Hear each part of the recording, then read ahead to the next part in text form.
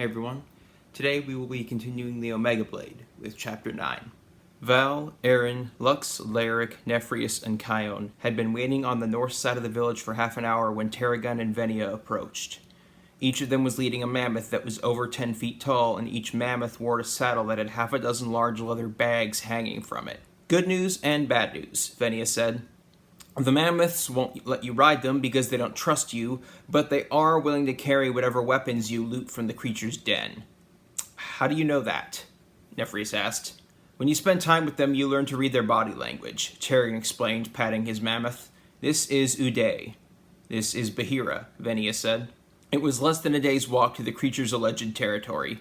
After a few hours, the heavy snow and falling temperatures forced them to take shelter in a cave. It was too small for the mammoths, so Tarragon and Venia stayed by the entrance with them. As they sat down inside, Val realized that Aaron was shivering harder than him and the others despite wearing more layers than them. Hey, he said, sitting down next to her. What's going on? Why didn't you ask us to stop sooner? I thought I could make it, she said, her teeth chattering. Clearly I was wrong. Clearly, he wrapped his arms around her. Come here, I've got you. As she leaned into his embrace, he looked up at the others. See if there are any trees nearby, he requested. We're close enough to the entrance to start a fire safely. Nodding, Lux made her way towards their Goliath guides. I need to tell you something, Aaron said. Is it life or death? Val asked. She shook her head. Then save your energy. Tell me in the morning. Lux returned a minute later. There's a dead tree nearby. Lyric, Nephrius, bring your big blades. They got a fire started, and only when Aaron had stopped shivering did Val allow himself to close his eyes. The last thing he heard before falling asleep was, Thank you, Val. Val woke up to find Aaron using a torch to melt the snow at the cave entrance so her trident could absorb the water. Looking around, he saw that Lyric and Nephrius were curled up nearby. Tarragon and Venia were asleep next to Uday and Bahira, and Lux and Kion were gone. The sky was clear outside, and the air wasn't as cold as it had been the previous day. He sat up, wincing as pain briefly shot through his lower back. Once it was gone, he got up and walked over to where Aaron was kneeling. Won't that counter the boiling water that's already in there? He asked. Actually, no, she replied without looking away from what she was doing. I don't know exactly how the enchantment works, but wherever the water is stored, it's like it's split into 3 sections. One for each prong? I guess. She shrugged. When I hold the trident, I can sense how much water is in each one, how hot or cold it is, even if it's fresh or salt water. What did you want to tell me last night? Kion told me that she suggested you visit Kaylee's village, Aaron said. Oh, he looked away. What about it? She turned to face him. I think you should go, she said softly. Even if she's not there, you could still get some closure. Val sighed. You might be right. We'll have to wait and see. The others were awake by the time Lux and Kion returned, the former visibly struggling to hide her joy, and the latter bearing a hickey that was just barely visible with her hood down. Took 'em long enough, Aaron muttered. While Kion made her way inside, Lux stopped at the entrance next to Tarragon. I've been wondering, she said. How did you get the name Goat Killer? He sighed. I lost half of our goats to a frozen lake because I was too impatient to go around. Oh. What were you expecting? Lux shrugged. I don't know, maybe something about saving someone else from a diseased or cursed goat by killing it? The Goliath chuckled. I like the way you think. The sky was mostly clear as they continued their journey, and the temperature was fluctuating between just above and just below freezing. As they walked, Lyric occasionally noticed Tarragon and Venia giving him strange looks, but he elected to ignore it. After a bit, Kion slowed down to walk next to Aaron. Feeling better? The princess asked. I am, yeah, Aaron replied. Still too cold for my taste, but it's manageable. Sorry about that. Can't you just alter the weather like you did with the goblins? Kion shook her head. I can only make it colder than it already is, and then undo that. I suppose if the situation were reversed, none of you would be able to survive my homeland, Aaron said after a moment of silence. At least not without some enchantments. Kion chuckled. Good point. So, your mercury arrows. What happens if the kingdom is invaded when it's too cold for them to melt? The air temperature isn't much of a factor. Why not? We tamper with it a bit when we forge it into arrowheads, Kion replied. When we first discovered it, we were thrilled at the thought of armor that would melt if anyone warm-blooded tried to wear it. Then we found out that it's not strong enough to make viable armor or even a decent sword. We don't use javelins, so the only thing left was arrows. Aaron raised an eyebrow. Tamper with it in what way? In average weather, a regular mercury arrowhead starts melting as soon as it loses contact with whatever's keeping it cold, the princess explained. The process we use is top secret, but the result is arrowheads that don't start melting until they hit a warm body. It was early afternoon when they noticed a tree that had been broken halfway up the trunk. As they kept moving, they saw more and more damaged and broken trees until finally they reached a clearing that led to a large opening at the base of a cliff. There was dried blood on parts of the cliff face. They stopped, and the Goliaths dismounted their mammoths. "Any bets on what's in there?" Venny asked. "My money's on a werebear," Nefrius said. "Or some sort of were-creature, anyway." Tarragon rubbed his beard. "I say it's banshees. I know the Boreads drove them out, but there's always a chance you missed a few." "I say it's one very powerful banshee," Laeric said. "Considering the size of the cave, I'm betting on a frost giant," Venia said as she checked her weapons. "Ice dragon," Aaron suggested. "Well, since we're entertaining such unlikely creatures, my money's on a very large ice mephit," Kion said. "One big enough to feed on its own kind." Lux chuckled. "I say the cave itself is alive and it's been eating everyone who goes in." They all turned to look at Val, who sighed. "An ice mage who can alter memories," he said. "There must be a reason the only survivors have been the ones who never went in. I say some of them did go in, but the mage altered their memories so they would think they never did." They each bet 10 copper. Then Val began approaching the cave, and the others followed suit, leaving the mammoths where they were. After following the tunnel around 2 corners, they spotted a one-handed axe and a bronze helmet laying on the ground. "Lovely," Laeric said dryly. The tunnel soon tripled in width, and they saw piles of weapons and armor on either side with a path down the middle. "No bodies," Val noted. "No bones." The tunnel led them around one more corner before ending in a huge cavern.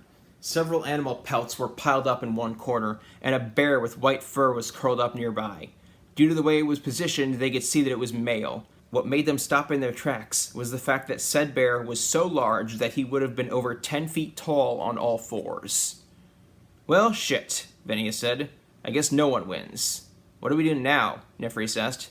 "We wait," Tarragon replied. "If we are to kill this animal, I refuse to do it while it sleeps." Venia nodded in agreement. Val sighed. "All right, but if it kills me, I'm coming back as a spirit to haunt you." Tarragon shrugged. "So be it. Before we resort to killing it, we should try to scare it away," Aaron said. "Use violence as plan B." Kion shook her head. "Normally I would agree, but a bear that size will only be scared of something that's bigger or otherwise more of a threat than it's willing to fight."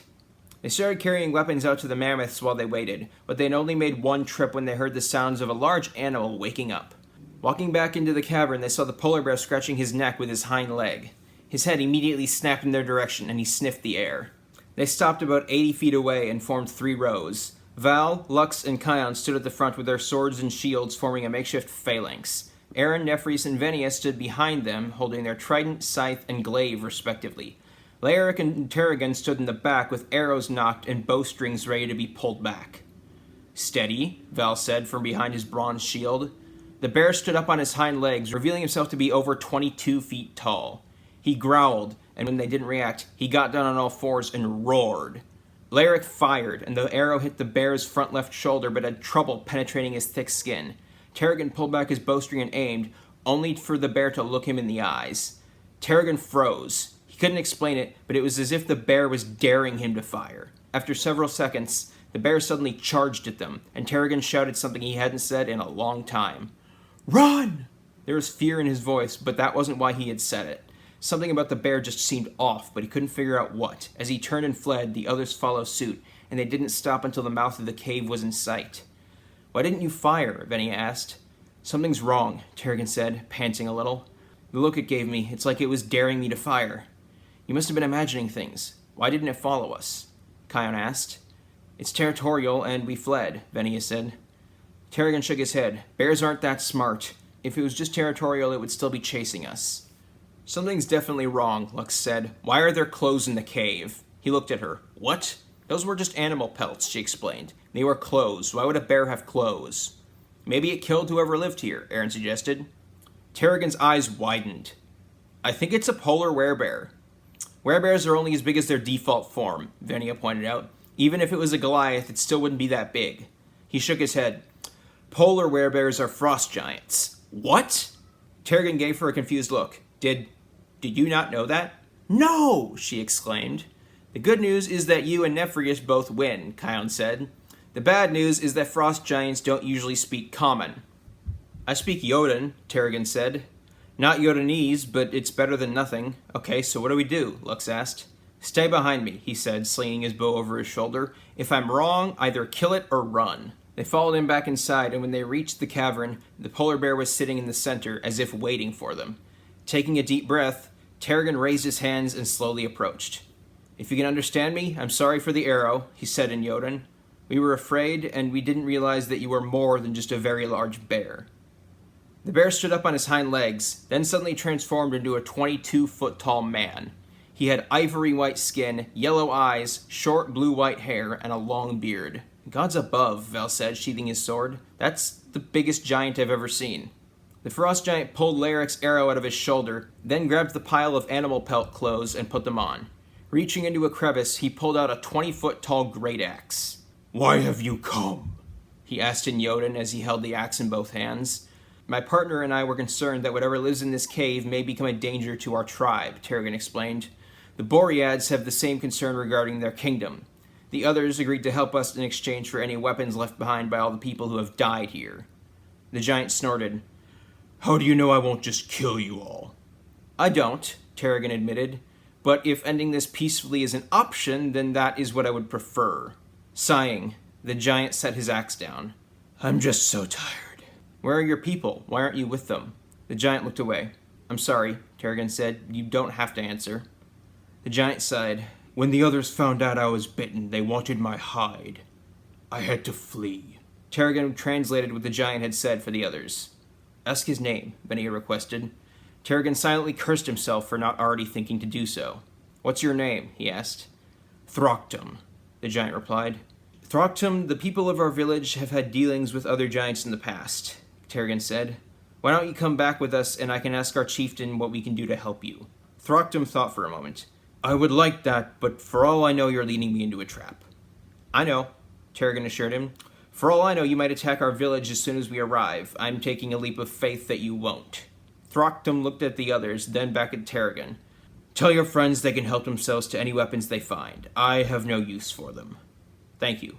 There wasn't enough room in the mammoth saddlebags for all of the weapons and armor, so Throcktum helped them load the rest into a massive leather sack. He tied it shut with a length of rope, then slung it over his left shoulder.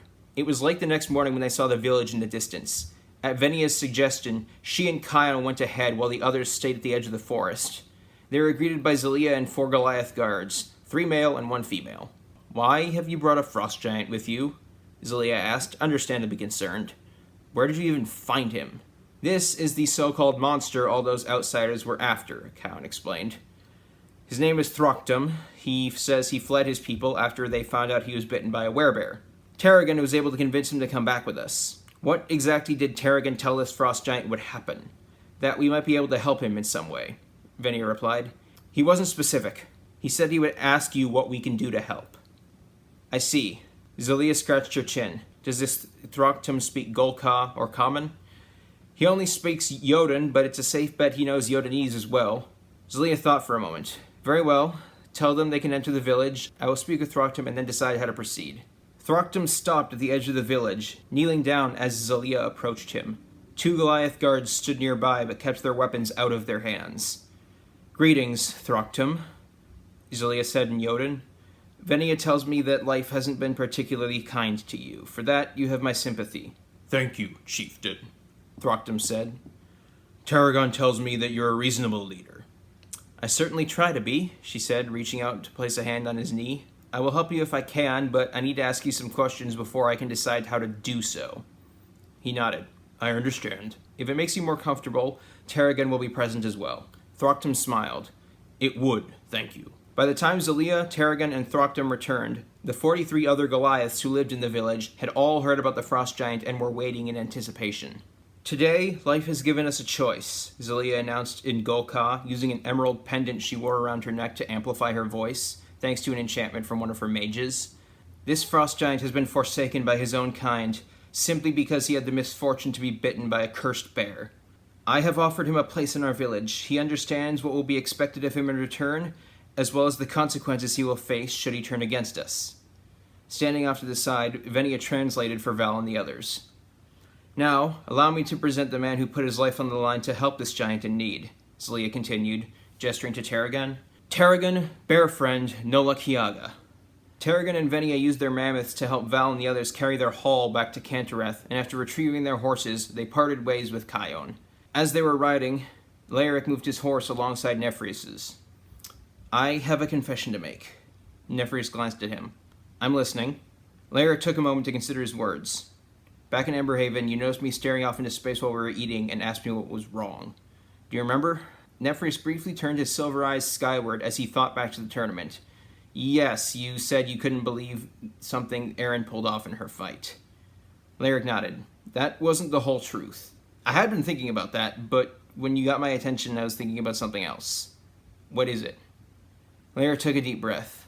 I was 110 years old when you were born. Yes, our races mature at different rates, but that doesn't change the fact that I'll most likely be here long after you're gone. That's true, Nefrius said. What about it? You're the best thing that's ever happened to me, and part of me is afraid that, well...